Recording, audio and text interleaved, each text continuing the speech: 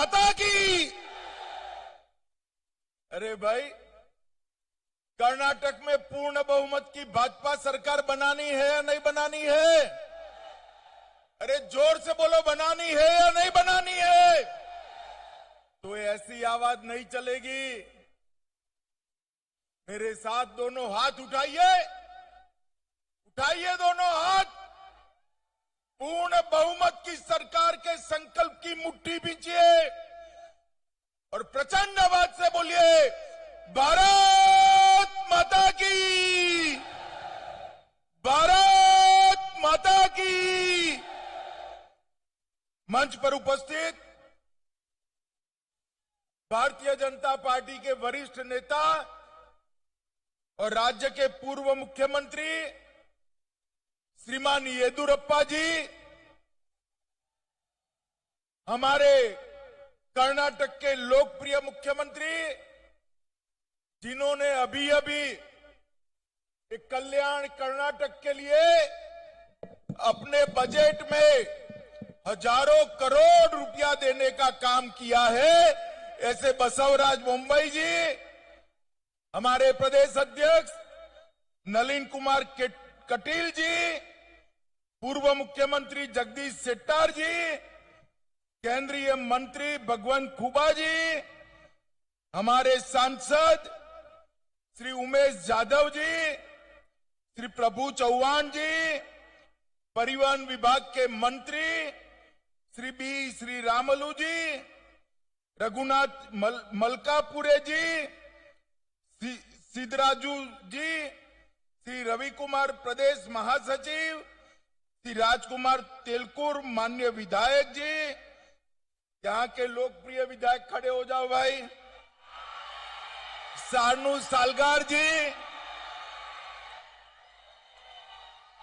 हमारी सहप्रभारी, इसी को चुनना है तो आपको, हमारी सहप्रभारी बहन डीके अरुणा जी, और आज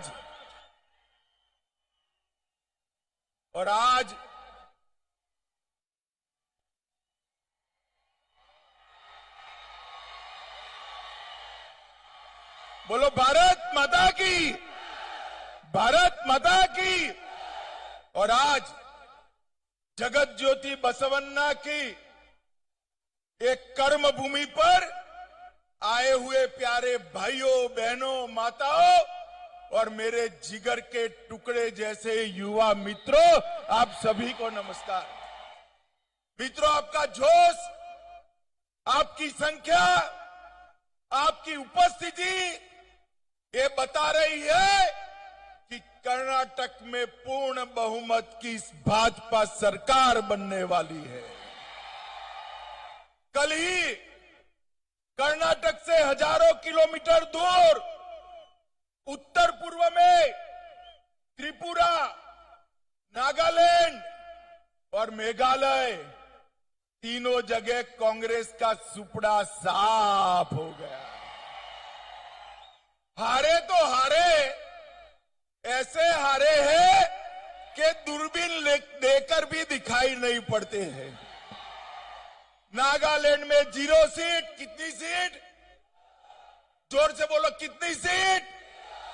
मेघालय में 3 सीट, कितनी सीट? और त्रिपुरा में सिर्फ 4 सीट, कितनी सीट? अब मुझे बताओ भाई, कर्नाटक में इनकी सरकार बन सकती है क्या? जिस उत्तर पूर्व के लिए कहा जाता था कि भारतीय जनता पार्टी की वहां एंट्री नहीं हो सकती, वहां दूसरी बार तीनों जगह पे एनडीए और भारतीय जनता पार्टी की सरकार बन रही है। एक बार जोर से उत्तर पूर्व की जनता के लिए ताली बजाइए कर्नाटक वालों।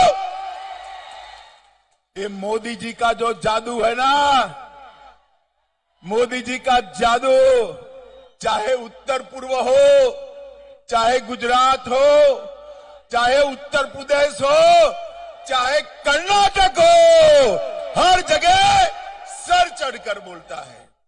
मुझे बताओ कर्नाटक वालों, आप लोग मोदी जी के नेतृत्व में कर्नाटक में भाजपा को जिताओगे या नहीं जिताओगे? मित्रों, आज मैं यहां आया हूं तब जगत ज्योति बसवेश्वर ने यहां पर दुनिया भर को लोकतंत्र का संदेश देने का काम किया।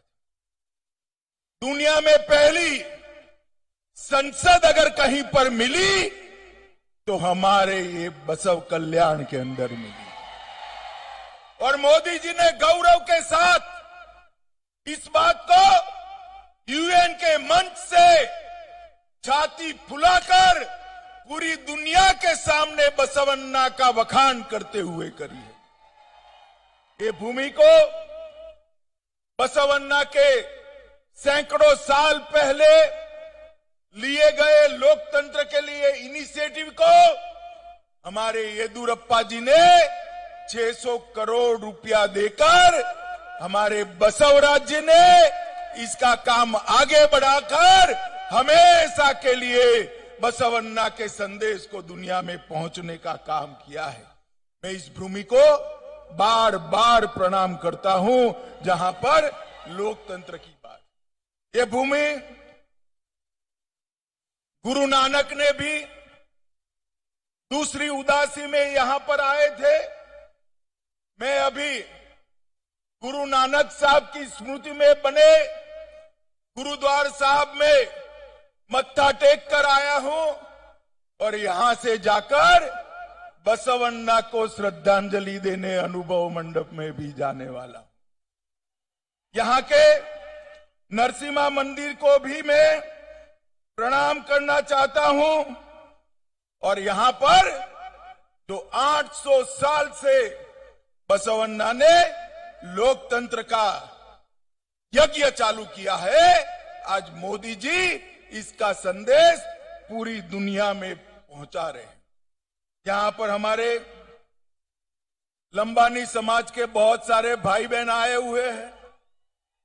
अभी दिल्ली में आपका एक कार्यक्रम था, उमेश यादव जी मुझे ले जाने वाले थे मगर मैं आया नहीं, पहुंच नहीं पाया।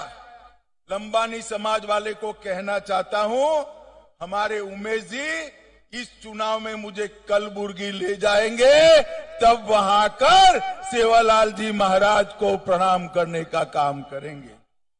माताओं, भाइयों, बहनों, आज यहां से विजय संकल्प यात्रा शुरू हो रही है। ये विजय जो है, जिसका संकल्प लेना है, वो विजय भारतीय जनता पार्टी का विजय नहीं है। वो विजय हमारे नेता को मुख्यमंत्री बनाने का संकल्प नहीं है। विजय संकल्प यात्रा है कर्नाटक के गरीब से गरीब व्यक्ति का कल्याण करने का संकल्प लेकर हम निकले। ये 4 यात्राओं के माध्यम से कर्नाटक के विकास का गुणगान करना है। जो बाकी छूट गया है उसको पूरा करने का संकल्प लेना है और विकास का गुणगान करते करते कर्नाटक की संस्कृति और इतिहास को भी लोगों के पास पहुंचाना है। 4 हिस्सों में ये विजय संकल्प यात्रा सभी विधानसभा क्षेत्रों में जाएगी। यहां से जो शुरू हो रही है वो विजय यात्रा बीदर, कलबुर्गी, यादगीर, रायचूर, कोप्पल, बेल्लारी और विजयनगर में स्थित 43 विधानसभाओं में घूमकर 43 की 43 सीटों पर भाजपा के विजय का संकल्प दिलाएगी। मित्रों, हम इस विजय संकल्प यात्रा से 31 जिले और 224 विधानसभाओं का 8000 किलोमीटर का रूट यहां से समाप्त करेंगे।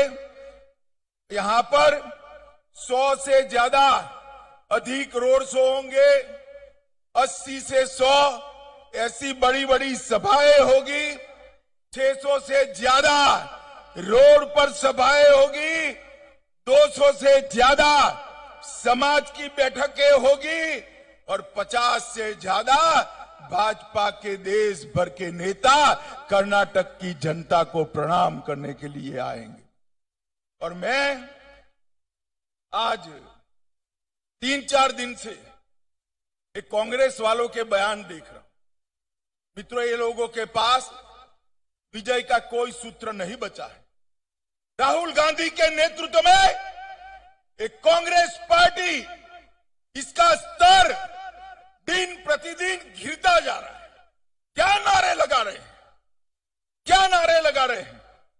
मोदी तेरी कब्र खुदेगी, ये आप पार्टी वाले कहते हैं। मोदी तुम मर जाओ। अरे भाई, आपके कहने से क्या होता है? ऐसा कहने से ईश्वर आपकी नहीं सुनेगा, क्योंकि 130 करोड़ की जनता मोदी जी के लंबे आयुष्य के लिए प्रार्थना करे। और सुन लीजिए कांग्रेस वालों, राहुल गांधी जी ने जो सूचना दी हो आपको, सिद्धरमैया जी भी सुन ले, डीके शिव कुमार भी सुन ले। जितना कीचड़ मोदी जी पर उछालोगे, कमल इतना खिलकर बाहर आए। क्योंकि कमल का तो स्वभाव ही है कीचड़ के बीच में सुगंध फैलाने का। आप जितना भी गाली मोदी जी को बोलोगे, कभी भी आप सफल नहीं हो पाओगे। मुझे बताओ भाइयों, माताओं, बहनों, ऐसी मोदी जी के लिए अपशब्द उपयोग करने वाली कांग्रेस पार्टी को वोट देना चाहिए क्या? जोर से बोलो, देना चाहिए क्या? मैं कहता हूं आप सभी को इस संदेश को कल्याण कर्नाटक के घर घर तक पहुंचाइए, जो विकास की बात नहीं करते हैं और समग्र दुनिया में भारत का यशोगान बढ़ाने वाले प्रधानमंत्री जी के लिए मरने की कामना करते हैं। ऐसे लोगों को राजनीति में जगह नहीं देनी चाहिए। माताओं, भाइयों, बहनों, आज मैं यहां आया हूं तब सरदार पटेल को भी आदर के साथ प्रणाम करना चाहता हूं कि सरदार न होते तो हमारा पहले का नाम जो था हैदराबाद कर्नाटक, वो शायद आजाद ही न हुआ होता, आजाद ही न। सरदार पटेल थे जिन्होंने हैदराबाद पुलिस एक्शन कर निजाम को घुटने के बल गिराकर देश को आजाद करने का काम किया है। और मित्रों, हमने इसीलिए कर्नाटक के इस हिस्से का नाम, जब येदियुरप्पा जी मुख्यमंत्री थे, तब हैदराबाद कर्नाटक से बदलकर कल्याण कर्नाटक करने का काम किया। इस समग्र क्षेत्र का कल्याण करने की जिम्मेदारी भारतीय जनता पार्टी की है। हमारी सरकार ने आर्टिकल 371J को रिलीजियसली पालन करने का काम किया है। हमारी सरकार ने पहले 3000 करोड़ रुपया दिया था स्पेशल पैकेज, और इस बजट में, जोर से ताली बजाना, इस बजट में बसवराज जी ने 5000 करोड़ रुपया देने का काम किया। मैं पूछना चाहता हूं सिद्धरामैया जी ने, कि आपने क्या किया था? आपने केवल और केवल दिल्ली के एक परिवार के लिए एटीएम बनकर भ्रष्टाचार का पैसा दिल्ली पहुंचाने का काम किया है। मित्रों, ऐसे लोगों को मौका नहीं देना चाहिए। मुझे बताइए, राजनीति के अंदर, लोकतंत्र के अंदर किसी भी पार्टी पर एक परिवार का कब्जा होना चाहिए क्या? जोर से बोलिए, होना चाहिए। ये जेडीएस और कांग्रेस दोनों परिवारवादी पार्टियां हैं, वो कभी कर्नाटक का कल्याण नहीं कर सकती। और मित्रों, ये जेडीएस को तो जो 25-30 सीटें मिलती है ना, लेकर सीधा कांग्रेस की गोदी में बैठ जाते। आपका वोट वेस्ट जाता है, वेस्ट जाता है। हमने यहां पूर्ण बहुमत की सरकार बनाई, भारतीय जनता पार्टी की सरकार। एक और भारतीय जनता पार्टी की राष्ट्रभक्तों की फौज है, तो दूसरी ओर टुकड़े टुकड़े गैंग का समर्थन करने वाली है कांग्रेस पार्टी। एक और हम यहां पर रानी अबक्का, मतकारी नायक और कैंपे गौड़ा का सम्मान करने वाले लोग हैं, तो दूसरी ओर पीएफआई के आतंकवादियों को समर्थन करने वाली कांग्रेस पार्टी है। माताओं, भाइयों, बहनों, मैं आपको पूछने आया हूं, मोदी जी ने पीएफआई पर बैन लगाया, ठीक किया या नहीं किया? जरा जोर से बोलो, ठीक किया या नहीं किया? मित्रों, ये डबल इंजन सरकार जो डबल स्पीड से काम कर रही है, उसको आप एक बार मौका दीजिए। मित्रों, हमने इस क्षेत्र के लिए ढेर सारे काम किए हैं और कांग्रेस पार्टी के नेताओं का भी कांग्रेस ने बहुत अपमान किया। निजलिंगप्पा थे, तब इंदिरा बहन थी। निजलिंगप्पा को समाप्त करने का काम इंदिरा बहन ने किया। वीरेंद्र पाटिल जी थे, बड़े कद्दावर नेता थे, उनको एयरपोर्ट पर अपमानित करने का काम, एयरपोर्ट पर अपमानित करने का काम राजीव गांधी ने। इंदिरा जी, राजीव जी और अब राहुल जी आए। कर्नाटक को सम्मान मिल सकता है क्या भाई?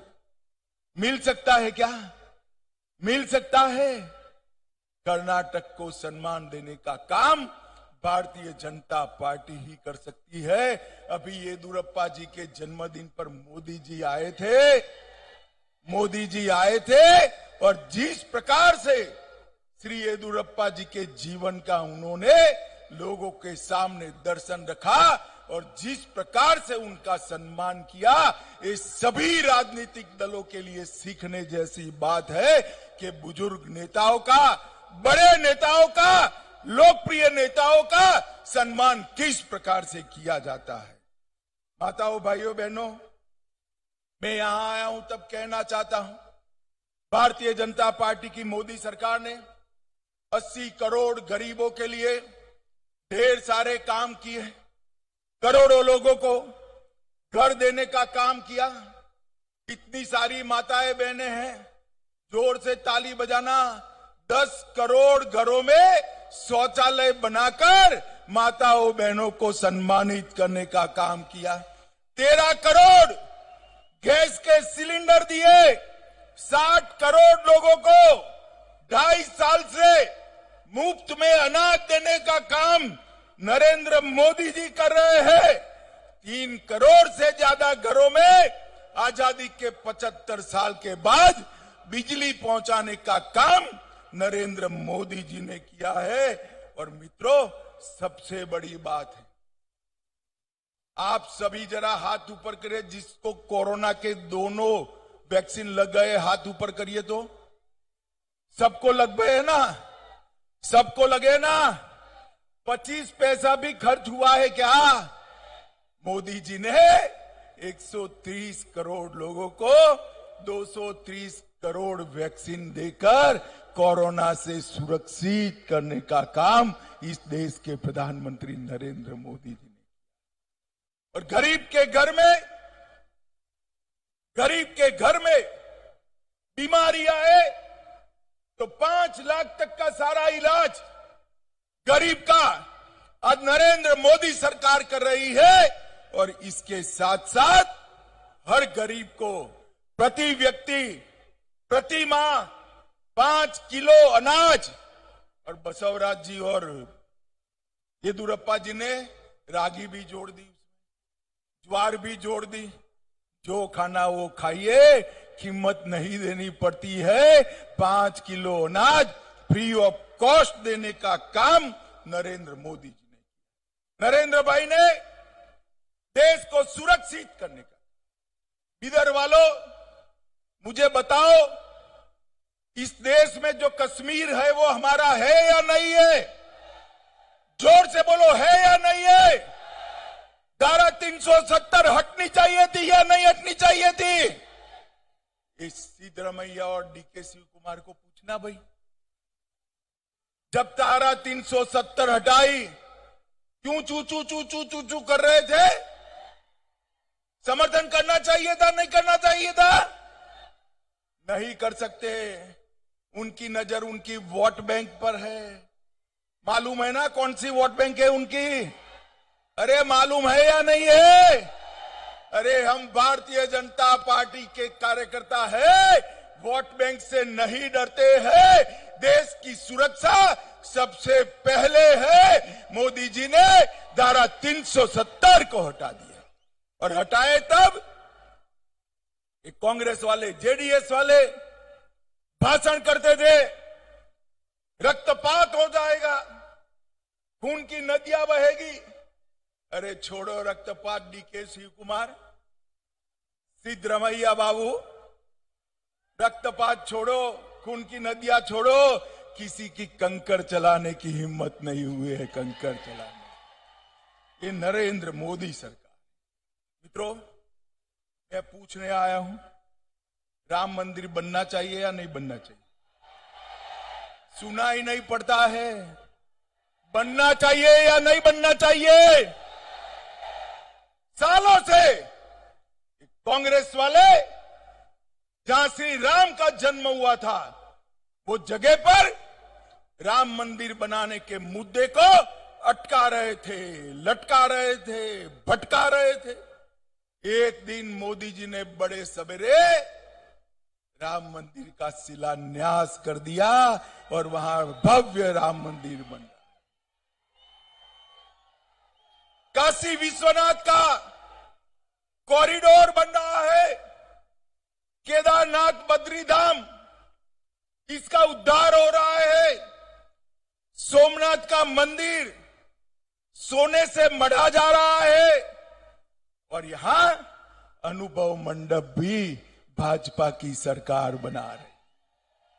हमारी सांस्कृतिक विरासत को हमने आगे बढ़ाने का काम हमने किया।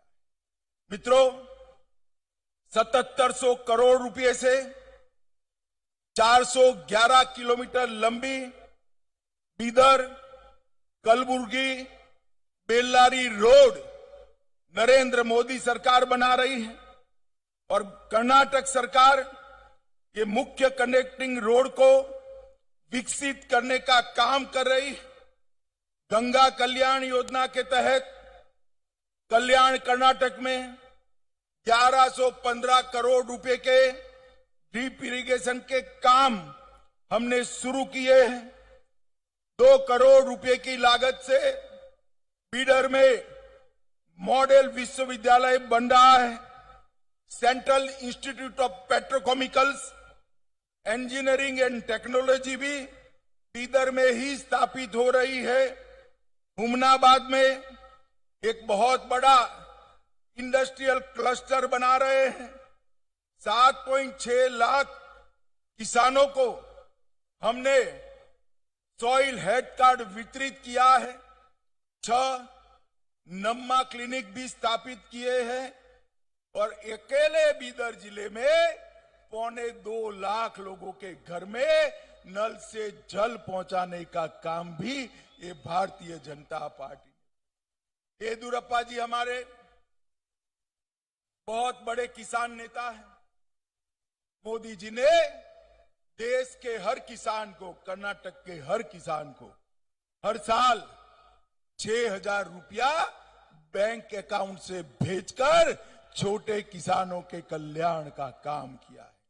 मित्रों, पीएम किसान में 54 लाख लोगों को अब कर्नाटक सरकार ने इसमें 4,000 रुपया जोड़ दिया, तो 6,000 की जगह 10,000 रुपया हर किसान को मिलता है। 1.5 लाख बुनकरों के लिए आर्थिक सहायता बढ़ाई है। ऊपरी भद्रा परियोजना, ये कांग्रेस वाले पूछ करते हैं क्या होगा क्या होगा। मैं कहकर जाता हूं, ऊपरी भद्रा परियोजना संपूर्ण केंद्रीय खर्चे से 5300 करोड़ रुपए के खर्चे से भारतीय जनता पार्टी की नरेंद्र मोदी सरकार समाप्त करेगी। और ये मुद्दा बना रहे हैं। कलसा बंडूरी परियोजना 1000 करोड़ रुपए से बसवराज जी ने शुरू की है। ऊपरी कृष्णा परियोजना चरण 3 5000 करोड़ रुपए से चालू की है। एतिना हॉल परियोजना 3000 करोड़ से चालू की है। और रेलवे में कांग्रेस ने जो पैसे दिए थे यूपीए सरकार के 10 साल के कार्यकाल में, इससे 9 गुना पैसा नरेंद्र मोदी जी ने 8 साल में देने का काम किया है। 8 साल। सिद्धरामैया जी यहां आओ तो हिसाब लेकर आना। हमने 8 साल में रेलवे के लिए 30,000 करोड़ रुपया कर्नाटक को देने का काम नरेंद्र मोदी जी ने किया। अभी अभी बसवराज जी ने अनुसूचित जाति के रिजर्वेशन में 2% की बढ़ोतरी की और ट्राइबल रिजर्वेशन में 3% से बढ़ाकर 7% करने का काम ये भारतीय जनता पार्टी की सरकार ने किया। और ये लंबानी समाज वाली बहनें बहुत परंपरागत वेश पहनकर आई है। मोदी जी की सरकार ने, बसवराज जी की सरकार ने 50,000 लंबानी समुदाय के लाभार्थियों को हक पत्रक मोदी जी ने अभी दिया है और आपको आपके घर का मालिक बनाने का काम। अब ये बोल बोल करते हैं हम सरकार बनाएंगे। भाई पहले ये तो तय करो आपका नेता कौन है। 10 लोग हैं। कांग्रेस अध्यक्ष साहब अब अध्यक्ष बन गए, वो तो रेस में आ नहीं सकते, वो बेटे को आगर करें। स्वयं 2 लोग तो है ही। सिद्धरामैया जी ताल ठोक रहे हैं, डीके शिव कुमार ताल ठोक रहे हैं, 2 और भी लोग हैं। 10 लोग मुख्यमंत्री बनने के लिए एक कुर्सी की खींचतान कर रहे हैं।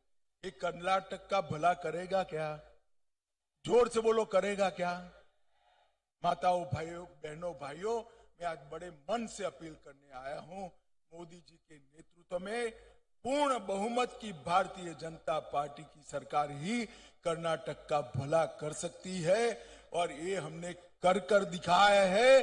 देश भर में भी कर दिखाया है। गत चुनाव में थोड़े वोट आपने कम दिए, थोड़ी सीट हमने कम दी, एक लंगड़ी सरकार बना। तो हमारे दोनों मुख्यमंत्रियों को काम करने में बहुत दिक्कत आती है। इस बार गलती मत करना। पूरा मैंडेट मोदी जी को दीजिए।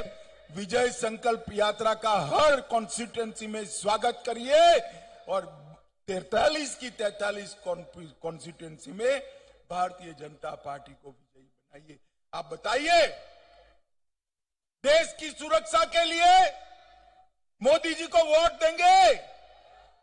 जोर से बोलो, देंगे? $5 ट्रिलियन की इकोनॉमी के लिए मोदी जी को वोट देंगे? गरीब कल्याण के लिए मोदी जी को वोट देंगे? किसानों के भले के लिए मोदी जी को वोट देंगे? माताओं बहनों की सुरक्षा और सम्मान के लिए मोदी जी को वोट देंगे? कमल के निशान पर बटन दबाएंगे, बसवराज जी के हाथ मजबूत करेंगे। तो मेरे साथ दोनों हाथ उठाइए, दोनों हाथ उठाइए, एक मुट्ठी भींचिए और प्रचंड आवाज से बोलिए, भारत माता की, भारत माता की, भारत माता की, वंदे वंदे वंदे।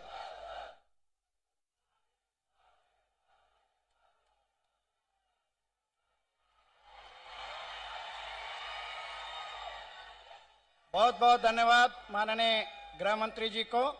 अब मैं जिले के अध्यक्ष शिवानंद मंटालकर जी से अनुरोध करता हूं कि धन्यवाद अर्पित करें।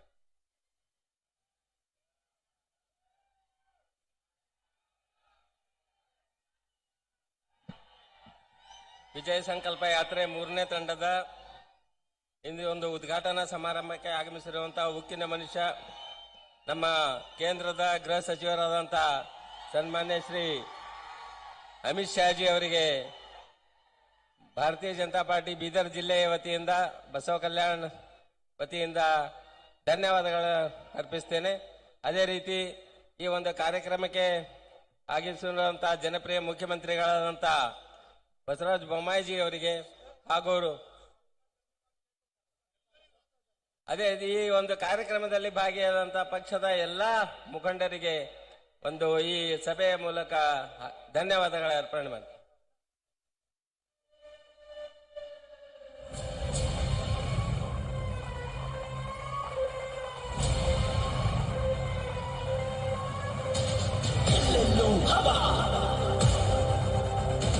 ಬಿಜೆಪಿ ಹವಾ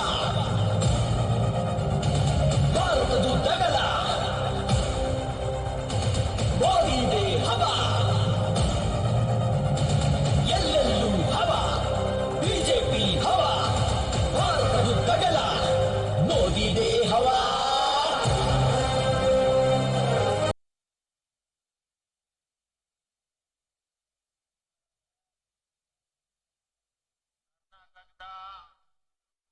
ಸಮಸ್ತ ಜನತೆಗೆ ನನ್ನ ಕೋಟಿ ಕೋಟಿ ನಮಸ್ಕಾರಗಳು.